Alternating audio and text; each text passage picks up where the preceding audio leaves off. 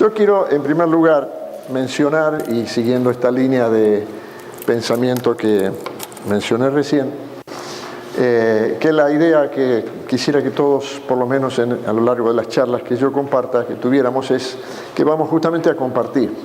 Así que si alguno entiende que tiene que decir algo, levante la mano y acótelo. Nos va a ayudar a que todos nos edifiquemos. Es decir, cuando hablamos del tema de intimidad con Dios, yo digo que es un tema que me apasiona, sinceramente, pero también que me siento un pigmeo. Es decir, siento que es demasiado grande el tema como para que yo pueda pretender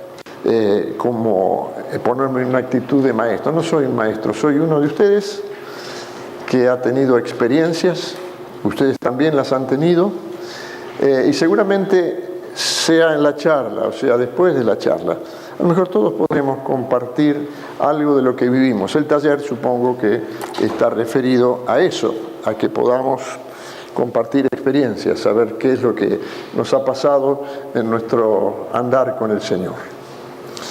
A mí me ha animado mucho, me gusta leer, y me gusta leer especialmente las vidas de aquellos que nos precedieron en la fe. Y si uno lee la vida de esas personas, se encuentra con hombres y mujeres que no tenían todo resuelto, sino que en realidad no tenían nada resuelto. Y que muchas veces en ese deseo de acercarse a Dios tuvieron grandes luchas, grandes conflictos. Y también que eran personas como nosotros, no eran personas especiales. Así que yo quisiera, para arrancar todas estas charlas, decirle, mire, no hace falta ser especiales para tener intimidad con Dios. Hace falta, bien como son ustedes y como soy yo, absolutamente normales, con todas las deficiencias, las fortalezas y debilidades, porque somos seres humanos. Delante de Dios no hay nadie que pueda llegar a un lugar que esté por encima de los demás. Todos somos absolutamente iguales. ¿Están de acuerdo? Seamos jóvenes, seamos viejos, tengamos muchos años en la fe, tengamos pocos, nuestro deseo de acercarnos a Dios, que es una de las cosas que Orville mencionó ayer, quizás es el principal elemento. Yo recuerdo algunos casos que leí, seguramente algunos de ustedes también, entre aquellas personas que tuvieron una intimidad con Dios muy grande, se rescatan algunos que han llegado a algunas anécdotas hasta nosotros. Me acuerdo de Teresa de Ávila, una mujer muy devota, que tenía una gran vida devocional, y un día estaba allí en su convento, en la cocina, y estaba devorándose un pollo. Y entró una de sus discípulas, y cuando la vio comiéndose el pollo con esa hambre, se espantó, dijo, y ella dice, ¿qué pasa? Cuando oro, y cuando como pollo, como pollo. Así que creo que nosotros tenemos que tener esta dinámica. No se asusten, no nos asustemos. Así somos. Otro hombre, un gran líder espiritual, en algún momento fue a ver a Teresa de Calcuta, muy preocupado porque él tenía un montón de cosas y actividades que hacer, así que fue y estuvo allí, dice, 10 minutos hablando con ella, a ver que ella le diera una respuesta. Dice que ella, después de los 10 minutos, se quedó mirándolo y le dijo, te hace falta una sola cosa, que estés 1 hora por día orando y nunca hagas algo que esté en contra de lo que tu conciencia te dice. Y dice, y él se quedó porque esperaba otra respuesta. Pero después quedó meditando sobre eso y dijo, es exactamente eso lo que tengo que hacer. Hombres y mujeres comunes, pero que quieren encontrarse con Dios. Hay una palabra que en general nos causa un cierto escozor, porque nos parece una palabra un poquito elevada, y es la palabra místico. Dicen, sos un místico. Yo una vez le dije eso a un hermano, que era un místico, no, al revés, le dije que nunca iba a ser un místico, y me equivoqué, porque digo, no es eso lo que debía haber dicho. Yo no soy quien para decir si va a ser o no va a ser. Pero la palabra místico, en realidad, hay que quitarle ese significado a veces extraño que le damos. ¿Saben lo que significa la palabra místico? ¿Qué es un místico? Es uno que busca intimidad con la divinidad. Eso es la palabra místico, nada más que eso. Y creo que en ese sentido podríamos decir que todos nosotros que estamos aquí, de un grado u otro, estamos buscando eso, ¿cierto?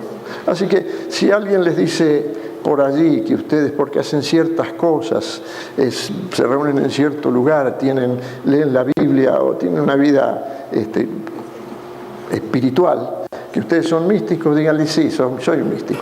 Y a mucha honra. Soy místico, soy mística. ¿Está bien? Así que esta mañana lo que yo quisiera es alejarme de conceptos teológicos sobre la intimidad de Dios. Orwell ayer nos dio magníficos ejemplos de personas que tuvieron una intimidad con el Señor. Y no había así teología.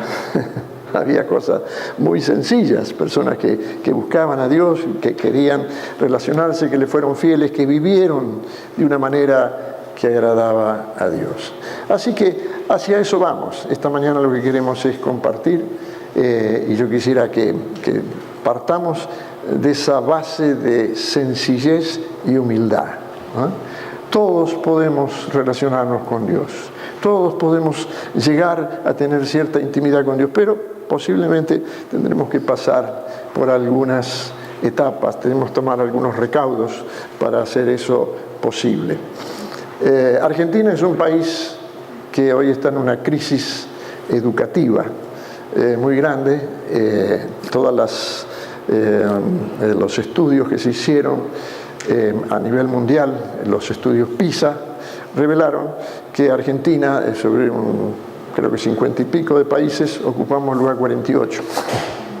O sea, somos uno de los países con el más bajo nivel de educación que existe en el mundo. Así que eso desató toda una serie de especulaciones y de personas que hablan y dicen y opinan. Y yo escuché a una que considero una eminencia, no sé si acá se conocerá, pero fue el rector de la Universidad de Buenos Aires, una de las más prestigiosas del país, el doctor Jaime Echeverri, y él dijo, sencillamente cuando escuchaba todo eso, todos los planes que hacían grandiosos y que se hacen de política educacional, él dijo, miren, lo único que nosotros necesitamos es aprender un poco mejor de matemáticas y algo de lectoescritura. Si nosotros aprendemos esas dos cosas en los próximos años, dentro de una década quizá, podremos llegar a ocupar otra vez un lugar que nos corresponde. Me fue una palabra tan justa. Y yo quisiera decirles lo mismo a ustedes. No vamos a aprender grandes cosas. Ustedes tienen acá grandes maestros, ni hablar de Orwell. No puedo hablar de Orwell porque me emociono. Pero ustedes tienen aquí grandes maestros. Ustedes son privilegiados y tengan conciencia de eso. Tengan conciencia, porque uno no aprecia las cosas en el momento justo y eso es una pena. Así que aprecienlo. Yo volver a escucharlo ayer a Orwell, digo, bueno, este es el Orwell, este es el Orwell que yo conocí, un prócer. Perdón, Orwell. Así que para empezar a hablar de la intimidad con Dios, vamos a apelar fundamentalmente a la inexplicable, insaciable y a veces desesperada necesidad que tenemos de tener alguna intimidad con el Señor. Estamos desesperados por el Señor.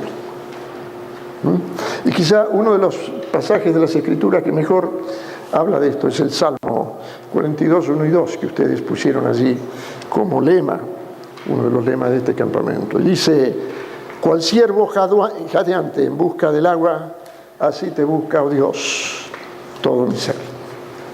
Tengo sed de Dios, del Dios de la vida. ¿Cuándo podré presentarme ante Dios? No sé si han escuchado alguna vez a un ciervo jadear por el agua, ¿no? Alguna vez creo que yo escuché algo. Es un grito desesperado. Y permítame decir que si nosotros queremos empezar a hablar de esto, tendremos que descubrir cuánta sed tenemos de Dios, cuán jadeantes estamos por buscar a Dios. El Salmo 69, 32 dice: lo verán los oprimidos y se gozarán. Buscad a Dios y vivirá vuestro corazón. Uno busca a Dios en muchas circunstancias, pero especialmente cuando estamos oprimidos. En los momentos difíciles, en los momentos que estamos quizás sin salida.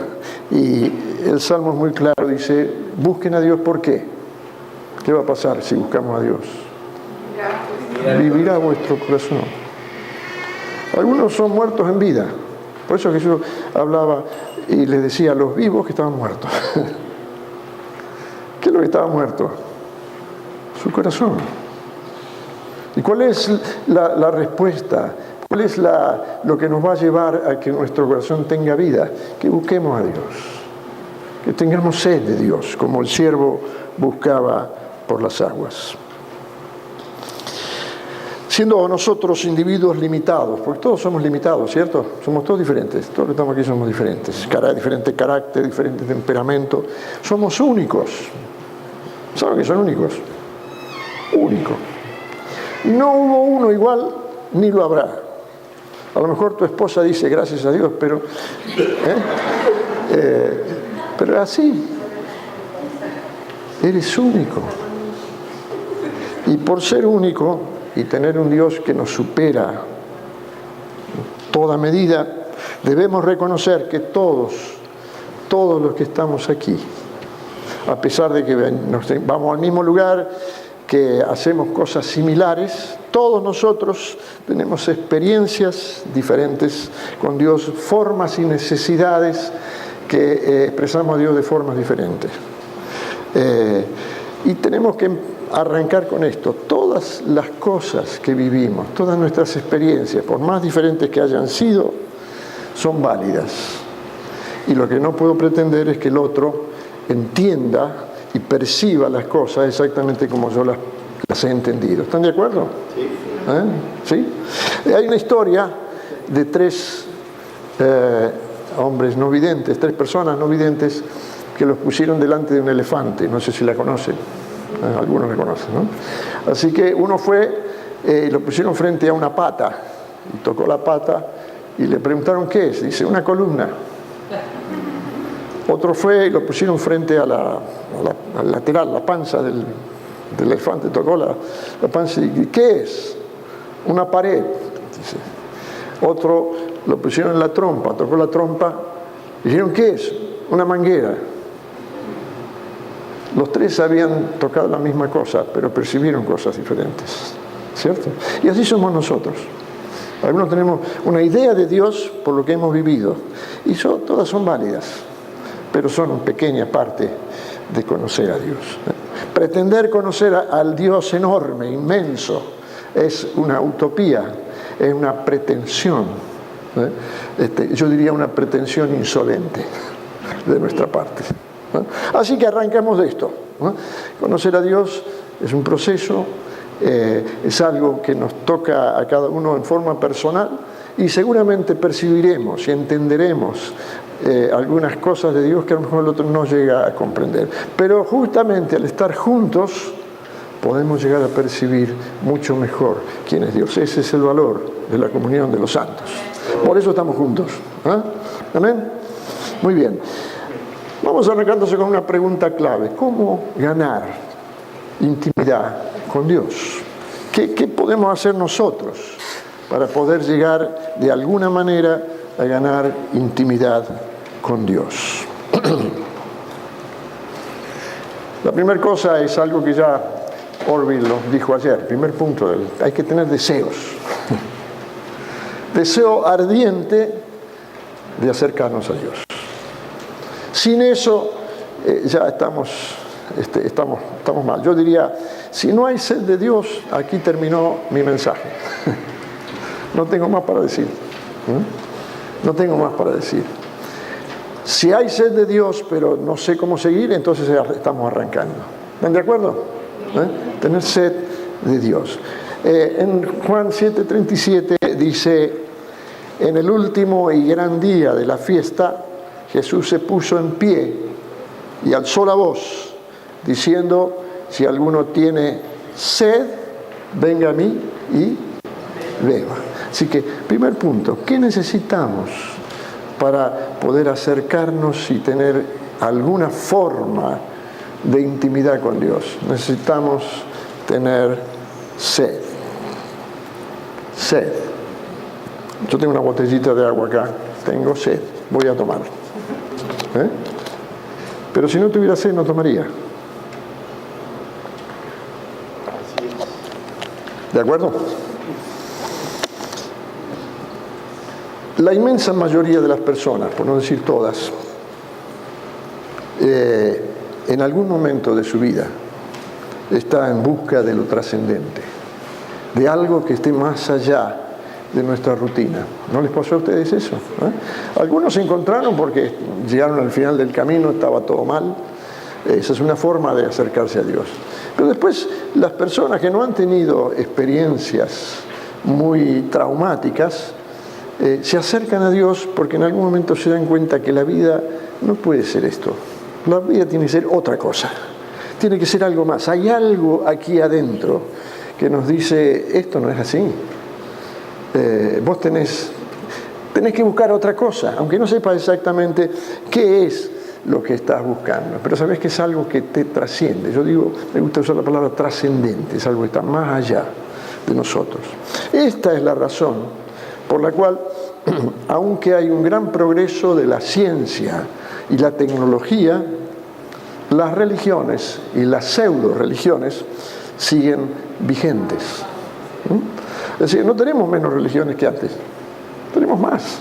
Y no solo tenemos las religiones, en sí sentido, las que son verdaderas religiones, aunque equivocadas, pero tenemos las pseudo-religiones. Son aquellas que, tomando algunos elementos religiosos, los manipulan de tal manera que convencen a la gente de que ellos tienen una respuesta a esa búsqueda de trascendencia que se tiene. Podemos mencionar muchas de estas corrientes. Y de entre, justamente C.S. Lewis, el famoso escritor cristiano, él decía que todas las religiones son buenos sueños, son deseos de las personas de acercarse a la divinidad, pero no siempre correctos. Pero ese es el sentido de la religión. De entre las diferentes propuestas que podemos tener para acercarnos a la divinidad, acercarnos a Dios, yo voy a mencionar algunas, que no significa estas que son las únicas, pero sí las que en nuestra cultura actual tienen cierta vigencia. La primera es el hinduismo. No sé si alguno de ustedes ha participado alguna vez del hinduismo con su enorme cantidad de dioses diferentes, ¿no es cierto? Pero vemos en muchos lugares eso ha florecido en ciertos círculos. Hay otra otra propuesta de acercarse a la divinidad, que es el orientalismo, que tiene que ver, el orientalismo más se arrima, se aproxima a filosofías, conductas, a veces más que a religiones, pero están muy presentes, ¿no es cierto?, entre nosotros y en nuestra sociedad actual. Hay una tercera tendencia, por lo menos eso es lo que yo descubro, no sé si es más o menos parecido aquí, si va por ese mismo camino, pero es el gnosticismo. El gnosticismo está siempre vigente con diferentes disfraces, pero el gnosticismo viene desde muchos años, muchos siglos atrás, es incluso anterior al cristianismo. En algunas formas de gnosticismo son anteriores a esta, pero están resurgiendo como una forma en que las personas, a través de ciertos conocimientos que no están accesibles a todas las personas, pueden acercarse de alguna manera a la, entre comillas, divinidad. ¿Está bien? Y la última opción que tenemos es el cristianismo. El cristianismo ofrece una manera de acercarnos a Dios. Una manera más, quiero decir. No quiere decir, cuando decimos que Jesús es el camino, no estamos diciendo en un sentido, y es el único camino, no estamos diciendo que es la única religión, estamos diciendo que Él es el verdadero camino a Dios, pero que hay otras propuestas que cada uno tendrá que decidir qué va a hacer con eso. Y creo que esas son las propuestas que hoy tenemos. Respecto al gnosticismo, creo que cuando uno ve la historia de la Iglesia, estuvo metida y está metida dentro del cristianismo en diferentes etapas de la vida y aparece tomando una vigencia que posiblemente nunca debería haber tenido. Así que el cristianismo nos ofrece una alternativa para acercarnos a Dios, para tener intimidad con ese Dios al cual queremos conocer. ¿Qué es lo que ofrece el cristianismo? En primer lugar, creo que tenemos que tener muy claro que nos hacemos cristianos por una experiencia personal con Jesús. No hay otra forma de ser cristiano, ¿no? Creo que algunos de nosotros que en algún momento nunca tomamos de alguna manera la religión cristiana aún en nuestra infancia, pero hasta que nosotros nos encontramos con Jesús, yo creo que no podemos decir que somos cristianos. Quien no tiene un encuentro personal con Jesús, permítame decir, yo personalmente considero que no es cristiano. Puede ser un entusiasta, puede ser un socio de comunidad cristiana o de cualquier otra comunidad, pero no es un cristiano, está todavía viendo qué va a hacer. El día que se encuentre con Jesús, ese día podemos decir que esa persona se convierte o comienza un proceso de conversión. Se encontró con Jesús y comienza un camino que lo lleva hasta que su meta final es el Padre. A partir de esa experiencia ineludible, ya dentro del cristianismo tenemos diferentes opciones. Yo diría, y permítanme, no es un término despectivo, es un término, si me permiten, descriptivo. Existen diferentes categorías de cristianos, ¿no? La primera sería los cristianos nominales. ¿Quiénes son los cristianos nominales? Son los que en las encuestas responden qué religión tiene, evangélico, católico, o como dice, nosotros algunos estamos por encima de eso, decimos cristianos. Entonces lo dejamos confundido y nosotros mismos no sabemos a veces lo que dijimos. Pero la idea es esta, es el nominal. ¿Qué quiere decir? Bueno, tuvo un encuentro con Jesús, participa de ciertas actividades, por ejemplo, va los domingos, se congrega en una parte, lee la Biblia, lee. Ora de vez en cuando, especialmente cuando los problemas se vienen encima, y trata de llevar una vida respetable de acuerdo a la vida, a las normas de la sociedad en la cual vivimos. Es un cristiano nominal, pero no tiene un compromiso. ¿Ah? ¿Están de acuerdo? Esta es una opción que ofrece el cristianismo. Es una opción que uno toma o deja. Pero hay una segunda opción. Es lo que yo llamaría los consagrados. La palabra, a veces la palabra consagración entre nosotros es un poco amplia, ¿no? Es decir, ¿qué quiere decir ser consagrado? Bueno, voy a limitarlo, decir, yo llamaría consagrados a aquellos que por alguna razón tienen algún tipo de ministerio dentro de la iglesia, aquellos que han tomado una opción, ¿no es cierto?, de vida, de compromiso, que los lleva a ser parte de un ministerio, de desarrollar un ministerio dentro de la iglesia. La tercera categoría es los místicos, lo que dijimos antes. Los místicos, no en el sentido que dije antes, son los que están mirando el techo, ausentes del mundo, que le parece muy muy tosco vivir en el mundo, así que viven en el cielo. Algunos tienen esa posibilidad y otros lamentablemente tienen que trabajar. Entonces, ahí el misticismo empieza a derrumbarse. Son una categoría respetable. Ahora no trabaja, esa es otra. Y finalmente hay otra categoría que se llama, es una categoría mía, no digan que esto es ley, es de lo que se me ocurrió pensar. Los laicos militantes. ¿Quiénes son los laicos militantes? Son aquellos que están allí metidos dentro del cristianismo y trabajan y trabajan y trabajan y trabajan. Es su vida. Y lo hacen como una ofrenda. Y lo hacen sinceramente. Pero hacen eso. Y de alguna manera piensan que esa es la vida cristiana. Le voy a dar una mala noticia. Aunque alguna de estas alternativas parece ser mejor que la otra, ninguna nos asegura la clase de intimidad con el Señor de la que estamos hablando. Puede ser cualquiera de estas cosas, pero no estar cerca del Señor. ¿Están de acuerdo o me tengo que ir ya? No están de acuerdo. Así que estas 4 cosas puedo ser, pero no tener intimidad con el Señor. Así que hemos visto que la primera cosa que necesita alguien que quiera tener intimidad con Dios es tener sed. Eso está claro, sin eso no seguimos adelante. Vimos las alternativas que pueden ocurrir, pero allí no termina esto. Yo quiero ser alguien que tiene verdadera intimidad con el Señor. ¿Qué es lo segundo que necesitaríamos?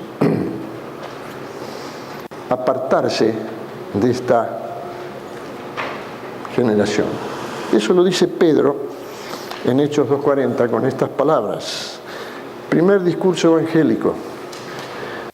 Pedro, cuando la gente entiende lo que pasó, dice, les habló y les aconsejó. Estoy leyendo la versión popular que me pareció la más fuerte para contrastarnos. Pedro les dijo sencillamente a la gente, apártense de esta perversa generación. No tuvo pelos en la lengua, Pedro. No le podemos pedir mucho a Pedro. Pedro era un pescador. No era Pablo, no era muy diplomático, así que su mensaje no fue una flecha, fue un cañonazo. Apártense de esta perversa generación. Es decir, una generación que está en su raíz, en su esencia, está pervertida. La palabra pervertida, vamos a tomar en el término también correcto, es algo que se contaminó, algo que se arruinó. Entonces, cuando hablamos de generación, estamos hablando de una cultura que está contaminada. Y todos nosotros creo que no tenemos que dar demasiados ejemplos para reconocer que esta generación, esta cultura en la cual vivimos está pervertida. Está contaminada por un montón de situaciones de pecado, situaciones aborrecibles, situaciones que aún los que de alguna manera no participan del cristianismo reconocen que son situaciones perversas, situaciones que no se pueden sostener. Y no quiero abundar en detalles sobre eso porque se supone que todos sabemos de qué estamos hablando. Así que lo segundo que nos pide aquí, entiendo yo, Dios, si queremos tener intimidad con Él, es que después de tener sed, nos apartemos de cosas, de paradigmas de esta cultura. Pero para ser más específico, la palabra nos enseña de qué tenemos que apartarnos. Hay algo que por esencia impide que nosotros podamos tener intimidad con Dios. Y ese algo es el pecado. Dice en Isaías 59 Dios, pero las maldades cometidas por ustedes han levantado una barrera entre ustedes y Dios. Sus pecados han hecho que Él se cubra la cara y no los quiera oír. Es muy duro, ¿no? Si hay pecado, no hay manera de tener intimidad con Dios. Puedo tener sed de Dios, pero si el pecado está allí, hay una pared levantada. No hay nada que hacer. En Hebreos 12:1 dice: por eso nosotros, teniendo a nuestro alrededor tantas personas que han demostrado su fe, dejamos a un lado todo lo que nos estorba y el pecado que nos enreda, y corramos con fortaleza la carrera que tenemos por delante. ¿Qué hace el pecado además de levantar una barrera? Enredar. Nos enreda. En Argentina los indios usaban las boleadoras. ¿Saben lo que son las boleadoras? Eran unas bolas atadas con una soga. Ellos tiraban esas bolas a las patas de los caballos de sus enemigos y los tiraban al piso. Así que las boleadoras los enredaban y ellos caían. Y nosotros muchas veces hay un montón de boleadoras dando vuelta y alguna nos agarra. Entonces dice, el pecado no solo nos bloquea, el pecado nos enreda y nos caemos. El Salmo 24, 3 y 4 dice: ¿quién puede subir al monte del Señor? ¿Quién puede permanecer en su santo templo? Bueno, linda pregunta, ¿no? ¿Quién tira la primera piedra? ¿Quién está libre de pecado? ¿Quién tiene las manos limpias? ¿Quién tiene su mente limpia? ¿Quién tiene su corazón limpio? Y el mismo Salmo lo contesta: el que tiene las manos y la mente limpias de todo pecado, el que no adora ídolos ni hace juramentos falsos. Mateo 5:8 dice: dichosos los de corazón limpio. ¿Por qué? Porque verán a Dios. Quiero tener intimidad con Dios. Yo necesito tener mi corazón, mis manos, mi mente limpia. Tengo que haber quitado por lo menos todo pecado consciente. Ya hablaremos después, pueden aparecer otras cosas, pero por lo menos lo que es consciente. ¿Qué está mal? Si eso está, no vamos a avanzar en nuestra intimidad con Dios. Así que tenemos dos elementos y ya vamos al último. El primero es sed, el segundo es apartarnos del pecado en cualquiera de sus formas. Y el tercero es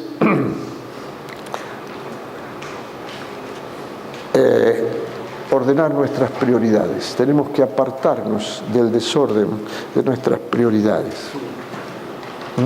Están desordenadas. No sé lo que les pasa a ustedes, yo les digo lo que me pasa a mí.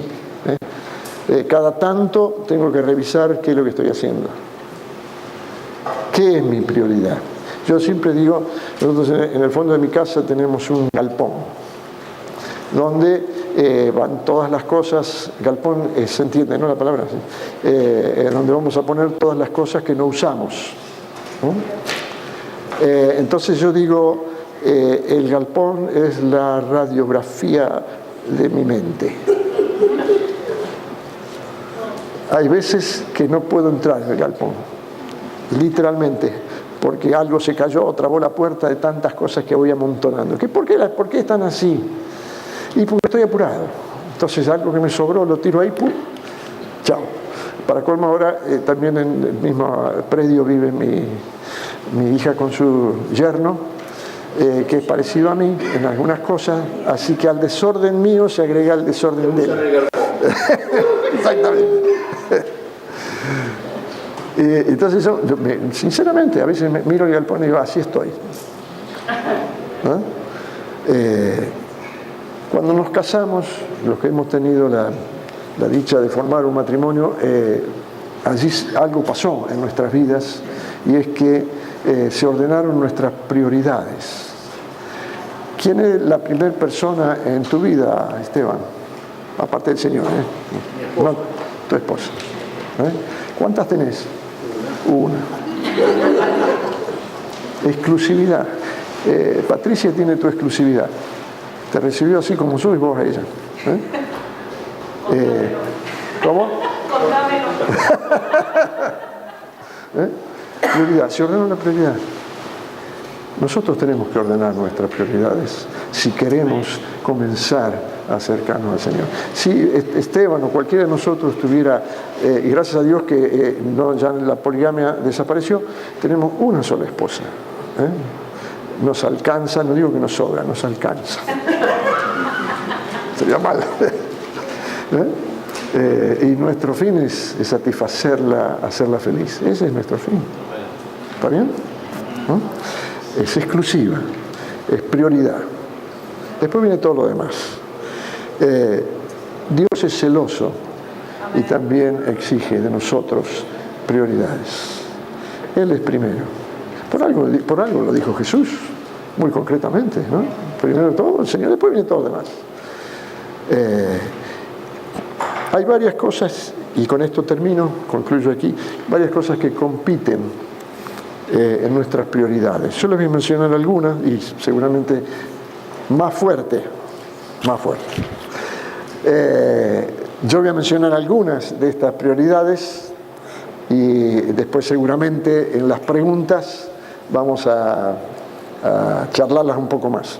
Les doy alguna a título de tirar la piedra e irme.